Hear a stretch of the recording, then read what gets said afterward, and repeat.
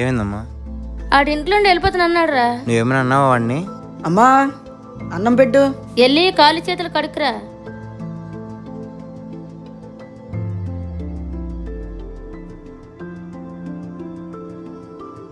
ఏమైందమ్మా అలా చూస్తున్నావు? మీ కాలేజ్ సార్ కనిపించారా?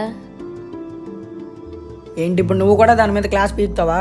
అలక్కొచ్చినాడా, నువ్వు కూడా బాగా చదువుకున్నావు అనుకో, అనుకో మంచి ర్యాంక్ వస్తుంది, వస్తే మంచి జాబ్ వస్తుంది. వస్తుంది. అప్పుడు నువ్వు కూడా మీ అన్నలాగా హ్యాపీగా ఉండొచ్చురా. ఎందుకు అంత కోపం? నేను చెప్పేది నీ మంచి కోసమే. వాడు ఏం చేస్తా నేను అది చెయ్యాలా ఏంటి? నాకంటూ ప్యాషన్ ఉంది, నేను దానిలోనే సక్సెస్ అవుతా, ఇది ఫిక్స్. ఇంకోసారి వాడితో నన్ను పోల్చుకో.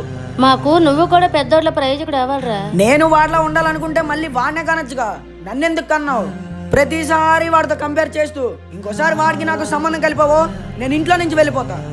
అన్నయ్యలాగా ఉండడం ఏమైనా తప్ప?